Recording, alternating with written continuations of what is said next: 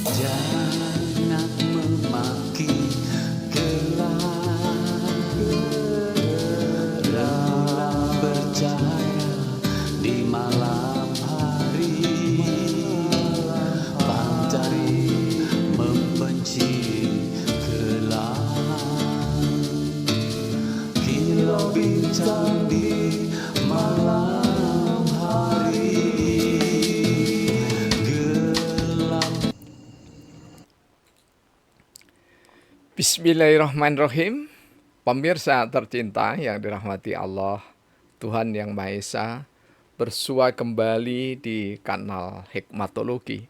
Monolog sederhana mengajak diri kita masing-masing berpikir, kian melembut, cerdas, dewasa, bijaksanakan hati nurani berdasar kitab suci, agama, kepercayaan yang kita yakini. Tentu saja upaya serius terus-menerus untuk mengijawantahkan, mewujudkan, mengaktualisasi, menginovasi nilai luhur Pancasila niscaya juga dalam kehidupan sehari-hari. Karena kita bangsa Indonesia yang setia pada dasar negara, ideologi bangsa Pancasila. Pemirsa, hari ini insya Allah dalam perhitungan kalender yang beredar pertalian dengan nisfu Sa'ban, tepatnya setelah azan maghrib, Allahu Akbar, sampai dengan La ilaha illallah. Pada saat itulah kita memasuki menurut penanggalan atau kalender Komariah masuk pada tanggal 15 bulan Sa'ban 1445 Hijriah. Meskipun banyak sekali yang sudah memposting, bahkan men-sharing, membagikan poster-poster yang bertalian dengan nisfu Sa'ban, masih ada sejumlah pertanyaan karena memang poster tidak berbicara. Dan disinilah menjadi penting hadirnya seorang guru. Dan kami tidak merasa guru dari Anda semua, tapi setidaknya kami guru bagi kami sendiri. Hanya saja karena kebaikan, kemahabaikan Allah yang dilewatkan oleh para malaikat melalui Dekan Fakultas Ilmu Sosial dan Ilmu Politik Universitas Brawijaya Malang. Kemudian dari dekan dilimpahkan, maksud kami dekannya itu adalah Profesor Dr. Insinyur Haji Darsono Wisadirana MS. Mudah-mudahan saya tidak salah sebut gelar terakhir ya. Kemudian beliau selain dekan juga memang pendiri dari Fakultas Ilmu Sosial dan Ilmu Politik ya.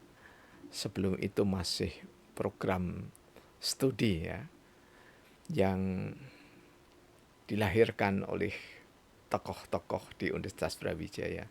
Kemudian beliau Profesor Darsono menyampaikan amanah kepada pembantu, ketika itu masih berbunyi pembantu dekan 1 ya.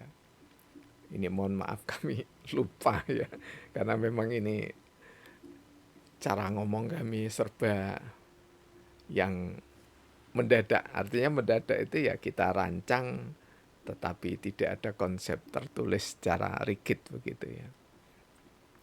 Nah, dari dekan itulah meminta saya untuk menjadi pengampu mata kuliah pendidikan agama Islam. Ketika itu kami jujur saja bukan menolak tetapi mempertanyakan. Karena kami dari rumpun Fakultas Ilmu Sosial dan Ilmu Politik, jurusan Ilmu Administrasi Negara, kemudian masih S1 juga sekolah hukum, sekolah tinggi ilmu hukum Sunan Giri. Kalau yang ilmu sosial politik di Universitas Merdeka, kemudian Universitas sekolah tinggi maksud kami Sunan Giri itu keperdataan.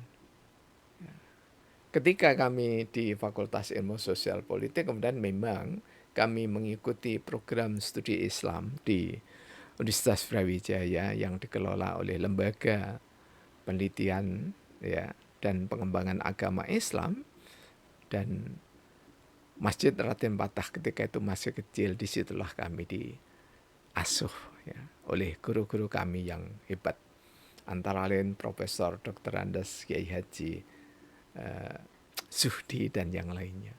Termasuk guru kami yang sangat lama menemani, ya, ini adalah Kiai Haji Dr. Andes Haji Asamun Makmur M.Hum. Ya. Kemudian latar kami di S2 dan S3 semuanya adalah ilmu sosial.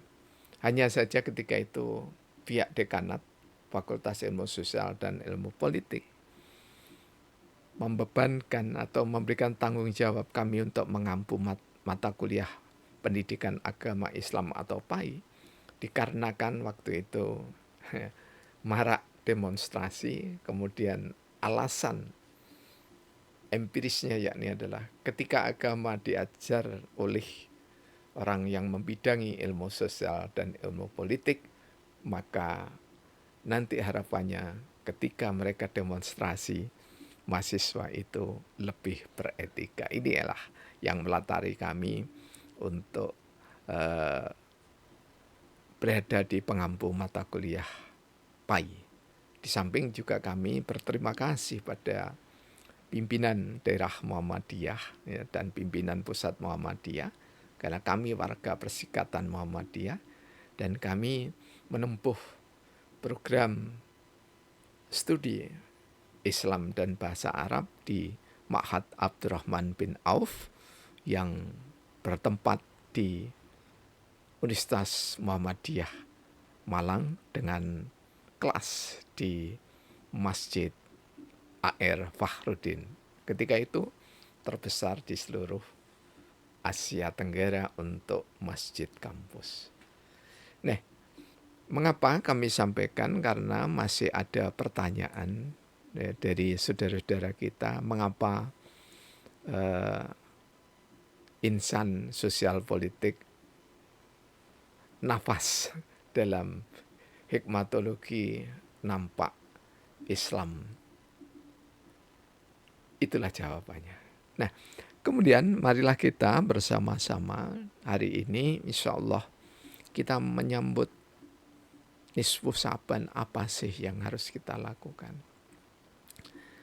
Jika berdasarkan poster yang kami terima dari saudara-saudara kami di grup WhatsApp ya, dan kemudian kami baca ya dari satu demi satu, kami baca ulang. Ada Jadul Ma'ad ya, ini jilid 1 sampai dengan 4, kemudian ada Sifat Salat Nabi jilid 1 sampai 3 dan seterusnya, sampai dengan yang paling legendaris adalah ini nanti yang saya bacakan sebagian hadisnya, Pedoman Salat karya Profesor Tengku Hasbi Asidiki, yang kami geluti sejak kami ada di bangku SMA. Nah, apa yang pertama dilakukan? Yang kita harus yakini yang pertama adalah, karena ini hadis ya, kita yakini pada malam nisfu Sa'ban itu ibadah tahunan, jadi rapot tahunan kita itu terkumpul, dilaporkan kepada Allah. Kemudian ada yang bertanya, bukankah Allah maha mengetahui? Ya, maha mengetahui, maha alim itu ya, memberikan tugas kepada para malaikatnya untuk mencatat sekaligus melaporkan. Nah, di malam nisfu Sa'ban itulah dilaporkan. Rapot catatan harian kita selama 1 tahun. Dalam hadis yang lain, setiap hari itu ada rapot harian yang dilaporkan oleh malaikat itu setiap ba'dal sholat asar. Jadi ba'dal sholat asar itu sampai dengan asar musolin yang mengerjakannya paling akhir. Itu paling akhir untuk Indonesia, paling akhir untuk Malaysia dan seterusnya. Nah, jadi itu yang harus kita bangun keyakinan itu. Ya. Nah, saudara-saudara kita yang lain yang tidak mempercayai rapotan tahunan itu ya silahkan. Tetapi kalau kita mengikuti sunnah Rasulullah Muhammad SAW ya harus seperti itu. Kemudian yang kedua, di malam nisfu Sya'ban itu kita memperbanyak ibadah. Dan pagi harinya kita perbanyak puasa. Ini hadisnya dari Imam Ibnu Majah. Kenapa kami sampaikan langsung seperti ini terjemahnya? Karena saya yakin kalau panjenengan googling banyak sekali ya yang bertalian dengan yang kami sampaikan. Ini hanya saja ini adalah lebih untuk memadatkan supaya kita teringat kembali bekal untuk nanti nisfu Sya'ban. Jadi hari ini bagi saudara-saudara kita yang berpuasa sunnah ya, yang tidak puasa Daud ya, karena hari ini ada seperti saudara-saudara kita yang mengamalkan puasa Daud, hari ini ada yang puasa, tapi hari ini juga ada yang berbuka ya. Jadi kalau pertepatan seperti itu, malam harinya kita disuruh memperbanyak ibadah. Ibadah apa yang paling harus dilakukan? Kalau merujuk pada Sahih Bukhari, Muslim, ya Tirmizi dan yang lainnya, maka ibadah yang paling banyak kita lakukan adalah sholat. Mengapa sholat? Karena sholat itu adalah bentuk syukur kita kepada Allah Subhanahu Wa Taala. Jadi bagi saudara-saudara kita, bagi kita yang usianya 40 ke atas, sholat itu bentuk syukur. Karena ketika Ibunda Aisyah, ini dalam sahih yang kami sebutkan tadi, bertanya, wahai Rasulullah, bukankah engkau ini tidak punya dosa? Kenapa kakimu sampai pecah? Berdiri menegakkan sholat setiap malamnya. Ya setidaknya kita malam nisfu Sya'ban tadi, kalau Rasulullah sampai pecah-pecah kakinya, bukan bengkak ya, kalau bengkak itu sakit. Ya, bermasalah, pecah-pecah itu karena apa? Karena sering untuk bertumbuh. Jadi ketika kami ada di desa dulu, tidak pernah pakai sepatu ketika usia remaja begitu, terus ke ladang, ke tegalan dan seterusnya, merumput mencari rumput begitu ya, menanam kopi, menyiangi kopi dan sebagainya, maka kaki kami juga pecah-pecah ya. Nah ketika Ibunda Aisyah bertanya seperti tadi, maka Rasulullah menjawab dengan arif dan dengan sangat bersahaja sembari tersenyum, afala aku afdan syakur ya Aisyah, apakah aku tidak boleh bersyukur wahai Aisyah? Jadi sholat malam itu bagi Rasulullah adalah bersyukur. Jadi bagi saudara-saudara kami, anak-anak kami terutama ya, para mahasiswa dan para remaja pemuda yang belum membiasakan sholat malam, ayo nanti malam ya kita tidur lebih awal ya. Setelah Isya kurang lebih jam 9 udah pergi tidur. Zikir dulu, berdoa dulu, maafkan orang-orang yang berbuat salah tanpa menyebut dan mengingat-ingat ya. Kemudian mohonkan ampun kepada Allah. Ya. Mulai kapan? Mulai nanti jika belum terbiasa. Ikhlaskan jika ada orang yang berbuat salah, memfitnah dan yang lainnya. Ini cara kita menyambut Sya'ban gitu ya. Jadi kita memperbanyak ibadah. Ibadah apa? Kami lupa riwayatnya ya, tetapi insya Allah masruh, karena yang kami baca itu Kutubut Tis'ah +1 ya, +1 itu mulai dari Imam, mudah-mudahan saya hafal ya, Imam Bukhari, kemudian Sahih Bukhari, Sahih Muslim, kemudian Sunan Abu Daud ya, kemudian Tirmizi, An-Nasa'i, Ibnu Majah, kemudian Malik, ada Rimi, kemudian ada Tirmizi insya Allah ya, mudah-mudahan tidak terulang. Dan yang terakhir itu adalah Mustadrak ya. Kemudian ada juga dari Sahih Ibnu Huzaimah. Insya Allah tidak akan lari dari situ, artinya insya Allah di riwayat-riwayat itu kita temukan. Jadi sholat itu adalah makhluk pertama yang diciptakan oleh Allah untuk manusia. Kemudian silahkanlah kamu sholat menurut sekehendak hatimu. Artinya sholat sekehendak hatimu itu adalah sholat mutlak, yang rokatnya boleh tidak dibatasi, karena sholat terus. Kapan berhentinya ya? Kalau kita sudah merasa lelah, begitu ya. Jadi kalau kita sempat nih subuh Sa'ban itu, perbanyak saja sholat itu. Ini teringat kami akan hadis dari apa itu yang disampaikan oleh Profesor Dr. Tengku Hasbia Sidiki ini ya, pedoman sholat. Buku lama yang saya peroleh tahun 79 ya. Ini pertengahan kami SMA ya, menjelang mahasiswa ya. Pedoman sholat ini di halaman ke-46 ya. Saya bacakan langsung pada artinya ya. Jadi di sini perintah ini ya, seruan. Siapa yang menyuruh? Ya, antara lain adalah Umar Ibnul Khattab. Ya, Umar Ibnu Khattab atau Al-Khattab itu adalah anak dari Sayyidina Umar bin Khattab. Beliau mengirim surat peringatan kepada seluruh pejabat al-wali negeri.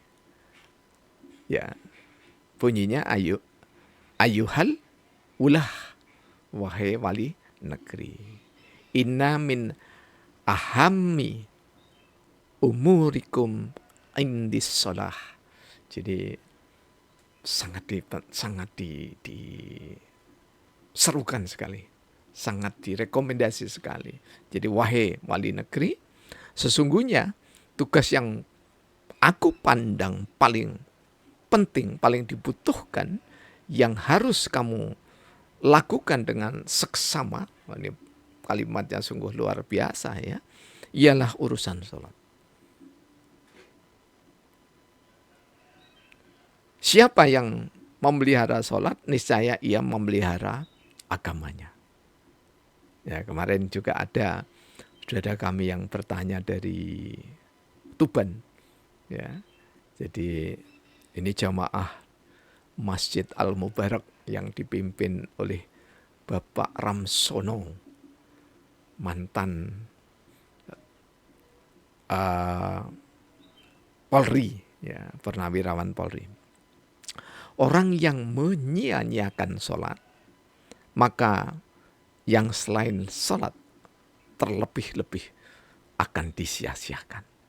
Tak ada bagian apa-apa di dalam Islam bagi orang yang meninggalkan sholat. Luar biasa. Hadis ini diriwayatkan oleh Imam Malik. Ya, Imam Malik itu dikenal dengan Al-Muwatta'nya, ya. Dan ini adalah yang banyak dikutip oleh Bukhari di dalam sahihnya dan oleh Imam Muslim di dalam sahihnya. Jadi ini adalah panglimanya dari pengumpul hadis, ini salah satunya. Nah, dari sini ya mengisyaratkan bahwa kalau kita memilih pemimpin, karena di Indonesia itu mayoritas Islam, maka yang daerahnya mayoritas Islam maka harus dipilih orang Islam. Jadi bukan asal Indonesia saja, tidak. Karena apa? Salah satu tugas utama dalam sunnah ya, syariat itu adalah untuk memimpin sholat. Jadi yang paling hebat itu, paling istimewa ketika pemimpin, wali kota, bupati, gubernur, sampai presiden itu yang bisa memimpin sholat.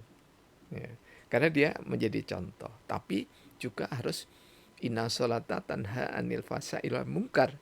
Jadi sholatnya pemimpin itu harus mampu menjaga fahsya dan mungkar. Jadi berbuat zalim pada dirinya, pada keluarganya, dan berbuat zalim pada rakyatnya. Itu harus benar-benar dihindari. Karena itulah maka diperlukan penegakan sholat, terutama teladan lewat para pemimpinnya. Nah, yang kita sayangkan di alam demokrasi, ada bupati, ada wali kota, tadinya disanjung-sanjung karena ada yang memiliki pondok pesantren, ya. Kemudian ada yang sekeluarga hafiz, ya, hafizah, ya. Kemudian perusahaannya banyak, tetapi belum sampai pertengahan jalan, dia harus diberhentikan karena tertangkap, ya, OTT, ya, operasi tangkap tangan KPK. Ini yang kita sayangkan. Jadi hafiz tidak selamanya bisa terjaga akhlaknya kecuali dia senantiasa zikrullah. Ya. Kalau dibantah, bukankah hafid itu juga setiap saat mengamalkan bacaan-bacaannya? Iya, bacaan itu kalau diamalkan sekedar untuk memelihara bacaan, maka dia tidak akan menumbuh kembangkan keimanan. Bacaan kalau sekedar untuk memperoleh, ya, sanjungan karena hafid, maka dia tidak mendapatkan ilmunya. Karena itulah sedikit yang kita pahami, balikul ani walau ayah, ya. Walaupun satu ayat kita pahami, kita sampaikan. Disampaikan kepada siapa? Sampaikanlah kepada diri sendiri, itu yang paling utama. Jadi jangan kepada yang lain, pada diri sendiri, kemudian pada istri, pada anak, kalau kita sudah berkeluarga. Jadi di malam nisfu Sa'ban, mari kita perbanyak ibadah salat kita. Kemudian Allah memberikan ampunan sebanyak bulu domba yang dimiliki suku Kalf. Ini hadisnya Tirmizi dan Ibnu Majah. Kenapa sebanyak Ibnu Kalf? Artinya ketika itu, ya, suku Kalf ini, ya, suku Kalf ini yang peliharaan dombanya itu banyak. Jadi kalau sekarang, apalagi di Tuban itu, ya, kami kenal baik dengan pedagang, kami lupa namanya, mohon maaf ya karena lama tidak ketemu. Itu adalah juragan sapi ekspor import. Jadi sapinya itu sekali ada dalam satu hari itu kurang lebih sekitar 3.000-an. Ya sebanyak itulah, ya, pahala masyarakat Tuban itu, ya, sebanyak bulu sapi itu. Jadi artinya bahwa pahala itu tidak terkira, tidak terhingga. Kalau panjenengan mampunya, anak-anakku mampunya hanya sholat 2 rakaat di malam nisfu Sa'ban, ya dapatnya seberapa? Ya dapatnya sebanyak bulu sapi 3.000 yang ada di Tuban sana. Kalau di Malang ada lebih dari 3.000, di Malang lebih dari 4.000, 7.000, ya sebanyak itu. Artinya pahala itu sebetulnya tidak perlu dikejar-kejar, tapi sudah melimpah ruah, gitu ya. Jadi nikmat Allah yang mana yang ingin kamu dustakan, karena nikmat itu sungguh tak terhingga. Kemudian Rasulullah memperbanyak itu puasa, ya, di bulan Sa'ban. Jadi masih ada waktu, masih ada sisa bagi saudara-saudara kita yang ahli Daud itu, paling tidak kan puasanya 15 hari, gitu. Jadi 15 hari itu apa? 15 hari itu karena 1 hari puasa, 1 hari berbuka. Kalau saya menamakan 1 hari Ramadan, 1 hari Idul Fitri. Artinya apa? Makna Ramadan itu harus dibawa sampai dengan Ramadan yang lainnya. Ketika kita puasa Ramadan 1444 Hijriah, maka kita nanti insya Allah dipertemukan Ramadan 1445 itu dalam keadaan memelihara semangat, ruh, hakikat, esensi dari Ramadan itu sendiri. Dan alhamdulillah, ya, anak kami yang ada di foto ini, ya. Jadi karena ini memang kami nanti akan berbicara iftiras, gitu ya. Itu adalah salah satunya pengamal puasa Daud. Masih muda, ganteng, ya. Sekarang mulai PDKT itu, ya, dengan anak yang solihah, cantik, itu mudah-mudahan diridhoi oleh Allah. Ini namanya Demugi Ramdhani, sarjana administrasi bisnis, ya. Nah, apa yang ingin saya sampaikan tentang Mas Mugi ini? Mas Mugi ini, ya, pernah mengikuti perjalanan gurunya Muhammad Adam itu. Jadi kurang lebih sekitar 4 bulan terus menerus mengikuti gerak langkahnya gurunya. Kalau ngajar 1 jam ya ditunggu 2 jam, sampai 4 jam pun ditunggu. Tidak kemana-mana. Kalau harus pergi maka dia pergi ke toko buku Gramedia yang ada di Jalan Veteran di Matos kalau tidak salah, dekatnya Universitas Brawijaya itu ya. Kemudian di tengah perjalanan mengantarkan gurunya itu dia bertanya, ya, wahai guru, kalau kami mengikuti guru puasa Daud apa boleh? Nah, gurunya waktu itu berkata kepada saya, mempersilahkan. Dan akhirnya insya Allah sudah hampir sekitar 7-8 tahun istiqomah di dalam puasa Daud. Jadi kalau mau Sya'bannya itu banyak puasanya, salah satunya kita puasa Daud alaihissalam, gitu ya. Karena puasa Daud itu hakikatnya sama dengan puasa yang lainnya. Jadi dengan puasa Senin Kemis sama. Artinya sama apa? Ya, subuh puasa sampai dengan maghrib. Setelah itu ya tetap tidak puasa. Besoknya berbuka. Sama dengan puasa Ramadan. Puasanya cuma sehari. Jadi jangan membayangkan puasa Daud itu adalah puasa sepanjang masa. Tidak. Ya puasa 1 hari saja. Kalau dikatakan puasa sepanjang masa, wah berat, nanti jiwa ini merasa berat, gitu ya. Tapi katakanlah pada kita sendiri, ibda' binafsik, puasa Daud itu cuma 1 hari. Ya. Puasa Sya'ban itu cuma 1 hari. Ya. Nah itu. Nah, kenapa iftiras ya, yang kami ambil dari gambarnya Mas Mugi ini?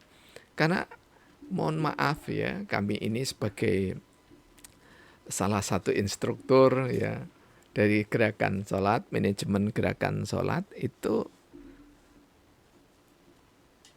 bukan saja mendapati, tetapi setidaknya hampir 59.000 orang yang kami teliti. Ya, atau taruh saja 50.000 orang yang kami teliti. Kami survei mulai dari masjid kecil di tempat kami, Masjid Khadijah Celaket Gang 1 Malang. Kemudian masjid-masjid besar, mulai Masjid Jenderal Ahmad Yani, Masjid besar di Agung Jame di tengah kota Malang, masjid yang insya Allah terbesar ya, secara bangunan terbesar, dan memang kalau Jumatan juga terbesar, kurang lebih 8.000-an, 500 jamaah. Ya ini Masjid Raden Patah di Universitas Brawijaya Malang, di tengah-tengah. Di Brawijaya itu ada, saya hitung insya Allah ada 13 masjid. Artinya 13 masjid, 13 tempat Jumatan. Kemudian ada Masjid A.R. Fahrudin. Dan masjid-masjid yang lain di mana kami pernah membina masjid sebanyak 14 masjid di Muhammadiyah Blimbing, belum lagi di Klojen ada puluhan. Ya, ada ratusan mulai dari Banten sampai dengan Nusa Tenggara Barat, kemudian sampai Kalimantan, kemudian sampai dengan Bali, Lombok, ya. Bima. Riset kami membuktikan meskipun pernah kami satu kelas itu ada hafid itu 26 di antara 36 mahasiswa magister, program magister pendidikan Islam. Ada yang juara 1 musabaqah tilawatil Quran tingkat dunia. Bacaannya luar biasa, bagus, suaranya merdu sekali. Ya. Dan ketika itu, ya, riset kami membuktikan bahwa ternyata beliau yang kami sebutkan tadi, duduk iftirasinya tidak sesempurna yang dilakukan Mas Mugi ini. Jadi banyak ya yang tidak memperhatikan itu, padahal Rasulullah itu dalam sahihnya Imam Ahmad itu ya menjelaskan, aku senang jika seluruh badanmu ketika kamu melakukan sholat itu menghadap ke arah kiblat. Jadi kalau panjenengan, kalau Anda memperhatikan kaki kiri jari jemarinya Mas Mugi ini berusaha menghadap kiblat, jadi dilipat sedemikian rupa. Kemudian kaki kanannya berdiri itu mengarah ke tempat atau ke kiblat. Nah, pada saat seperti inilah maka Di dalam Jadul Ma'ad ini ada lantunan doa yang sudah biasa kita lakukan ya. Allahumma gfirli atau Robbi gfirli gitu ya. Ya Allah, ampunilah aku. Kemudian warhamni ya. Rahmatilah aku. Ya. Warhamni kemudian wajuburni ya. Mohon ya Allah, Engkau bantu aku ya Allah. Kemudian wajuburni warfa'ni ya Allah, angkatlah derajatku. Kalau di Jadul Ma'ad ini diriwayatkan oleh Imam Tirmizi, Abu Dawud dan Ibnu Majah tidak ada wajuburni. Tidak ada wajuburni, warfa'ni tidak ada. Langsung wahdini. Ya. Langsung berikanlah petunjuk aku, kemudian warzukni. Hanya sampai di sini. Ya. Tetapi di riwayat yang lain oleh Ibnu Majah, Abu Dawud dan An-Nasai, Rofiq Fili. Itu hanya 2 kali. Tetapi kalau kita merujuk pada Sahih Bukhari, Muslim dan yang lainnya ya, maka bacaan-bacaan itu diulang-ulang. Kalau Rasulullah ya salat malam diulang sebanyak apa? Sebanyak 669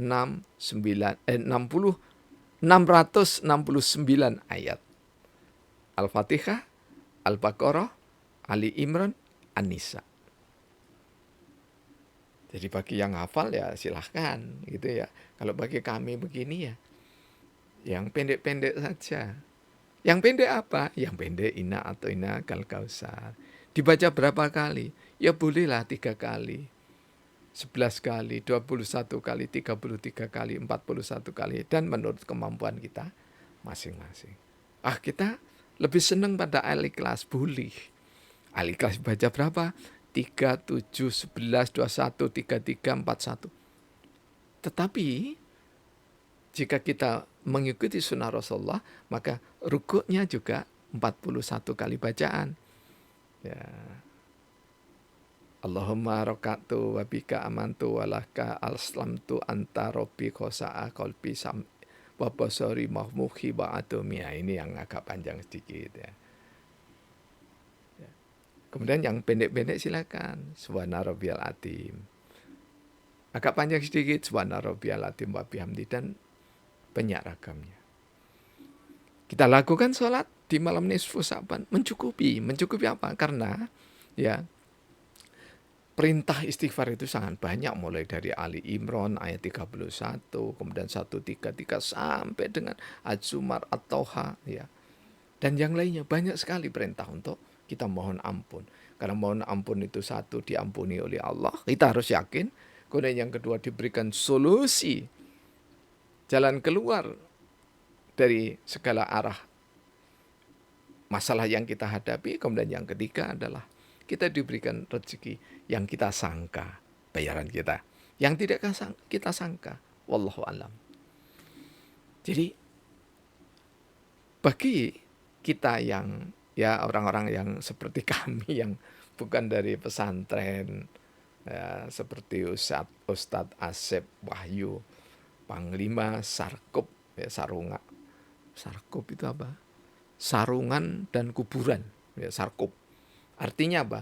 Orang yang selalu mengenakan sarung, tapi ya juga beliau ahli dalam berziarah. Nah, ini saudara kami dari Cirebon yang pernah silaturahmi ke rumah kami. Terima kasih Kang Ustadz Asep ya. Nah, kemudian beliau juga ahli silaturahim. Kenapa ahli silaturahim ya? Ya karena dimulailah sholat itu salah satunya dengan ta'awudz, setelah ta'awudz bismillahirrahmanirrahim, as-silaturahim, pergaulan yang penuh kasih sayang. Ya. Dan seorang Kang Ustadz Asep Wahyu ini ahlinya.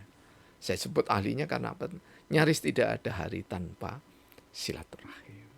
Pemirsa yang dirahmati oleh Allah Subhanahu wa taala ya. Banyak sekali ya hal yang bisa kita lakukan. Cuman supaya kita tidak terlalu berat begitu ya. Harus baca Yasin 3 kali. Bagi yang terbiasa tidak berat, silahkan. 7 kali silahkan. Tapi bagi yang anak-anak kami mahasiswa yang tidak terbiasa ya, perbanyak Rabbi fili, Rabbi fili, Rabbi fili, Rabbi fili, Rabbi fili. Ketika duduk ikhtiras. Ya. Atau kita astagfirullahaladzim, astagfirullahaladzim, astagfirullahaladzim. Perbanyak kita. Rasulullah yang tidak punya dosa itu, sahabat pernah menghitung 70-100 kali beristighfar. Kan yang didengar itu ya. Boleh jadi yang didengar, tapi yang tidak didengar wallahu a'lam. Rasulullah SAW di dalam Sahih Imam An-Nasa'i disebutkan, beliau dalam terjaga maupun dalam tidur selalu zikrullah dalam hatinya. Kalau begitu, simpulan sederhana, nisfu Sa'ban sambutlah dengan zikir. Aqimis shalah li zikri. Dengan salat maka kamu mengingat aku. Dan di surah Al-Baqarah, siapa yang mengingatku maka aku mengingat dia. Siapa yang amat mencintaiku maka aku sayangi dia. Banyak sekali hadis, ya, firman Allah dalam Al-Quran maupun di dalam hadis qudsi.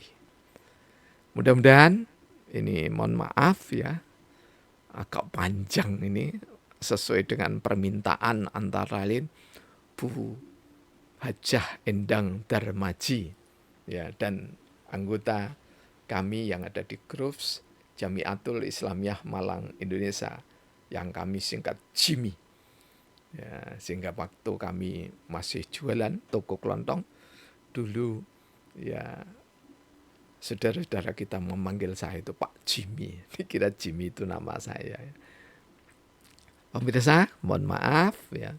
Tentu saja panjenengan tidak mendapati uraian seperti yang disampaikan oleh para ahlinya.